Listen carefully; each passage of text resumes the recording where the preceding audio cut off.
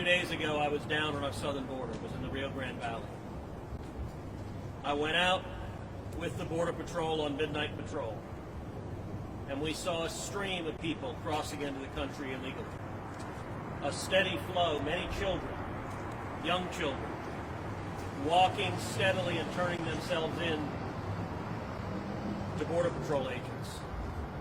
We saw multiple young mothers carrying infants, nursing, walking on the trail north from the Rio Grande and turning themselves into Border Patrol agents. And then went the next day and saw the facility where they're held. In Donna, there is a gigantic tent city that has been constructed. The Donna facility is designed in normal times to hold a capacity of 1,000 people. Under COVID ratings, it's designed to hold 250 people.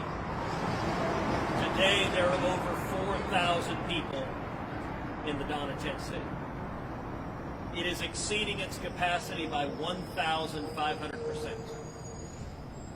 I took pictures and video of the conditions in the Donna facility.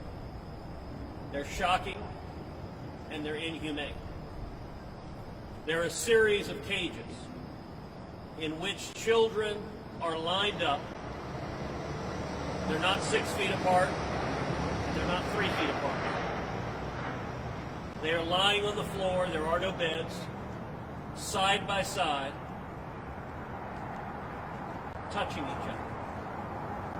Packed into maximum capacity, most of the children wrapped in a metallic reflective emergency blanket. At the Donna facility, children are testing positive for COVID at a rate of about 10%. And they're packed in so tightly that it is an obvious public health risk to those children and to the communities in which those children are being released. Here in Dallas, the convention center has been turned into a detention facility. I just came from the detention facility at the Kay Bailey Hutchison Convention Center. There are over 2,200 boys being held here right now, ages 13 to 17. The scene upstairs, you walk into a giant convention hall. In one enormous room, there are 2,200 cots, each set out about 6 feet apart from you. So by any measure, conditions are better here than they are down on the border at the Donna tent city.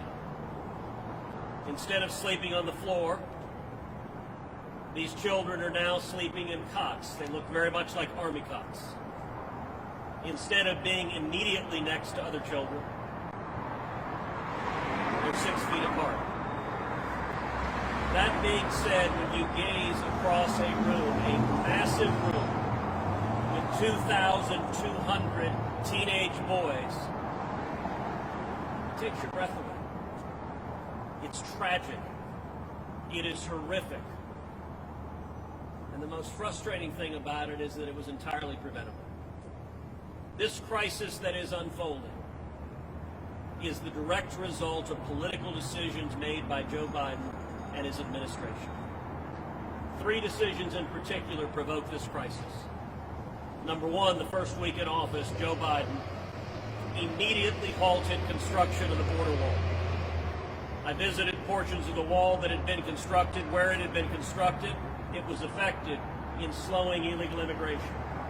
But the construction's not complete, so there are huge holes.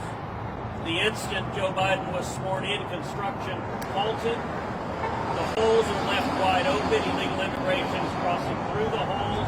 There was rusted rebar sitting in huge piles on the ground. They literally just stopped and left large construction equipment still left at the wall idle. The second decision the Biden administration made was to reinstate the failed catch and release policy, so that now when individuals are apprehended, they're given a court date sometime in the future. They're released, and everyone knows that only a very small percentage will ever actually show up to that court date. And third, probably most inexplicably, Joe Biden ended the Remain in Mexico international agreement, one of the most significant accomplishments of the Trump administration. As President Trump had negotiated with the government of Mexico an agreement that individuals from Central America who are crossing illegally through Mexico would remain in Mexico while their asylum cases were proceeding here in the United States. That agreement, a landmark agreement, resulted in a dramatic decrease in illegal immigration. Last year, in the year 2020, we had the lowest illegal immigration in 45 years. The policies were working. Unfortunately, Joe Biden, his very first week in office, ripped to pieces that international agreement with Mexico and said, in effect, send all of them over to the United States. And that has produced a deluge. The Secretary of Homeland Security has said the number of illegal crossings on the southwest border is the highest that it has been in 20 years. Last month, in the month of February, over 100,000 people were apprehended crossing illegally. Last month, in the month of February, nearly 30,000 children, unaccompanied children, were apprehended crossing illegally. Right now, today, the Biden administration has in custody over 16,000 children. Down in the border, in the Biden cages, and here at the Dallas Convention Center, where even though children are spread 6 feet apart, you still have 2,200 teenage boys interacting, eating meals together, socializing together, and the rate of COVID-positive testing here at the Convention Center is roughly 10%. Virtually identical, the rate of COVID-positive testing down in the Donna facility, roughly 10%. If that math holds up, that means of the 2,200 teenage boys here, roughly 220 will test positive for COVID-19.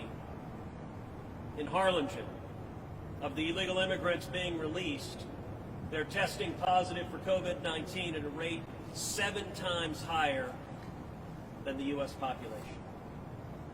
This is a humanitarian crisis, it is a national security crisis, and it is a public health crisis, and all of this was entirely preventable.